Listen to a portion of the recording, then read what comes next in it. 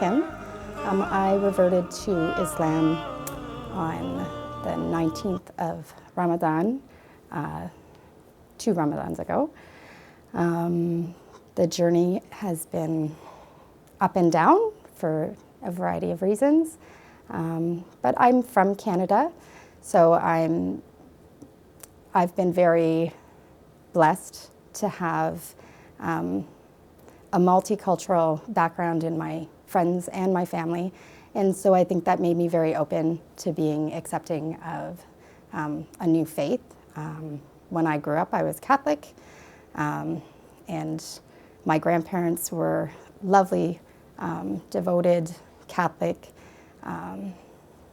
spiritually based people who gave a very good example about how to be present in faith. And over my adult life, I sort of lost touch with religion in general, and then was lucky enough to have whisperings from God call me back into finding myself in faith again. And after searching both the Bible and a variety of different religions, then I was able to make an educated and a very conscious decision to follow Islam. I can't say that I ever had a negative image of the Prophet. I was blessed to have Muslim friends growing up in grade school here in Canada. Long ago, they were it was one of the first Muslim families to come into my area, and she quickly became one of my best friends and still is one of my good friends to this day. So learning about the Prophet's family, on the other hand, was eye-opening to me. And to think of, sometimes I reflect on the knowledge that the Prophet had of what was going to happen to his family, and it makes me sad. It makes me think, as a grandfather, knowing what's going to happen to his grandchildren and their children, and it makes me astonished about his level of peace and his level of compassion and his sheer brilliant and calm nature, because for someone to be able to see that far ahead and know what was going to happen and still be willing to forgive and still be willing to fight, and it's inspiring and it amazes me. I was introduced to the stories of Karbala first through some videos by Syed Amar Naqshwani. When I was preparing to accept Islam, I had a wonderful friend suggest different lectures to look at, and one of them was the stories of Imam Ali. And I adore Imam Ali. I think that my entire life I've been seeking justice, and so when he was the first personality that I was introduced to, it solidified my faith in this religion. Now, Karbala, on the other hand, when I sat through the end part of the majlis, I was devastated. I hid in my room and I cried for about 2 hours, and it was the story of Qasim, and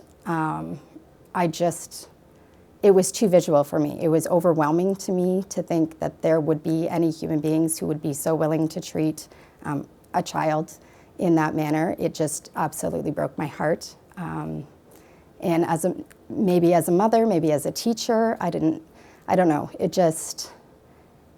It made me struggle to understand humanity.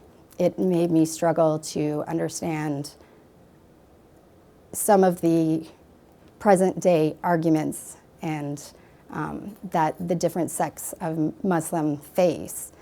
And you just think, if everyone knew these stories, if everyone understood that these are the things that happened, maybe they could put some of those differences aside and hopefully rise above that and not fall back into the same patterns that had happened at Karbala, because there's no good reason for that to ever happen. So I was lucky enough to also watch some videos by Brother Khalil Jaffer, and he was telling the stories of Abbas and of course the final days for Imam Hussain, peace be upon him. And it just made me feel. It brought back this sense of purpose for me, because while I always believed in justice and I always believed in truth, and so I could immediately, I could immediately understand the teachings of Imam Ali, peace be upon him. When I learned about the stories of Karbala, it gave me a reason to take action. And I think that that was something I was seeking, because for him and the group of companions to have that level of courage and to know going in that the outcome, there was going to be no outcome other than what had happened. And they knew that. They walked into a situation where they knew they would be martyred. And that's a courage that I hope to have someday, to be able to face things head on and not fear what the lasting effect would be on them. It took me a little while to tell my extended family. My mom lives with me, alhamdulillah, so I was a little nervous talking to her. She's Catholic, and telling her and my two children was, it made me a little bit nervous, but I've been blessed with the most understanding and positive family that anyone could ever ask for. And my mom, we only eat halal in the house. We, there's no questioning about why am I doing this? That's never been a question that's been asked in my home. My children will watch me pray, or my youngest daughter has come to some of the iftars for Ramadan and enjoyed it. And so we're very open, and I've always raised my children to find their own faith as it was anyways, and so they are witnessing their mother do that, find her own faith. My extended family, I decided to inform them via email, which for me was the safest way to do it, because it's a very big family and I wanted everybody to hear it at the same time.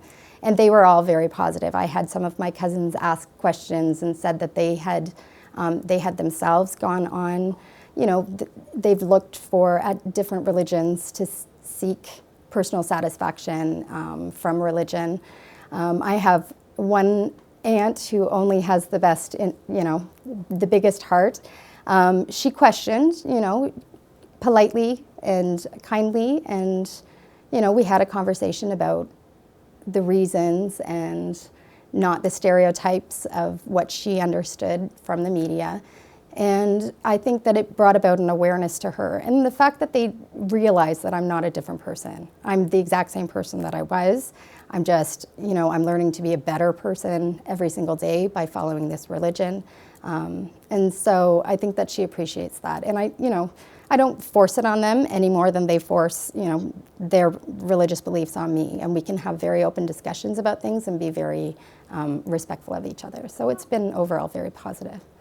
It is different, and it takes a lot, but I think for me, it's the emotional difference. It's when I hear, it doesn't matter if I can fully understand if it's something in Urdu, even though I'm not understanding the words, you can feel the grief, you can feel the loss, and you are part of this community that is suffering the worst kind of loss, knowing that we have got to, as a community, step up. We have to follow the example of Imam Hussain and his companions. We have to take action and try to teach other people about what it means and the importance of his role on this earth. One of the things that had happened during Muharram is that there's a lot of media scrutiny over Azadari and the passion plays that may be put on, and I know that there was a lot of there was a lot of scrutiny done by a certain media group. And a friend had posted it on Facebook. And so, you know, I was new to the religion and I was still feeling a little bit shy, but I knew in my heart that I had to do something about that. So I messaged her and I said, I need you to take that off. I need you to pull that, like erase that post off your Facebook page. And, you know, she questioned it and she wanted to know why. And I said, because you're taking that entirely out of context and you're showing, you know, it was like a headline of local mosque is teaching children I think it was teaching children to behead. So unfortunately, they had taken the entire Muharram story, the Battle of Karbala, and they were turning it around, and instead of it being, this is what we're learning about, this horrible thing that happened, they were trying to make it seem like it was a manual for teaching or educating children on becoming terrorists. And I was so incensed. And so when I spoke to my friend, I called her and I explained, and she said, well, why does it matter to you? I said, well, number one, it matters to me because as a human, you need to have the right information out there. I said, but number two, I've also accepted Islam and I am a Muslim. And she was shocked and she asked me lots of questions, but also in that moment, she started to say, well, I never really knew that. And I said, no, and I appreciate that. I didn't think that you were doing it intentionally to be disrespectful, but social media needs to find a way to, improve the quality of things that get posted on it, because it's just, things are taken out of context and there's no way to verify it unless people actually speak up about it. Because I don't necessarily understand the know-hows, what I do is I tend to replay my understanding of the stories of the personalities. And I try to bring about my grief that way. But sometimes I think about very personal things. I mean, losing my father, losing my grandparents, things that everybody can relate to, that is an important aspect of really reflecting on these personalities, because it's not just about thinking about Imam Hussain, it's about, okay, how does this play out in our own lives? Because all of those personalities are giving us lessons to learn and things to apply to our own lives, and we have to constantly be reflecting on that, so that we can do better for ourselves and we can do better for our community. So the story of Karbala, it reinforces the fact that you don't have to have a majority behind you to be successful. It reinforces that when you are on a path of truth and righteousness, that you can accomplish what you've set out to accomplish. Because Imam Hussain never went to Karbala thinking, oh, I'm going to defeat this army. He went out saying, I'm going to save Islam. And he did. And he did through his sister, and he did through the fourth Imam. And so his objective was just to stand up and show people the right way to be. And I mean, if you take that and you go with it in your own life, you know that there is something positive that's going to come out of that. And it's important for everybody. I mean, everybody should learn the stories of Karbala. One of my heartfelt commemorations is for Sakina when she lies on her father's chest, and I reflect on my own dad, and I reflect on what my children go through with myself and with their father. That story is very personal to me, so it is one that is hard for me to listen to, but I force myself to sit there and pay attention and feel that rush of emotion.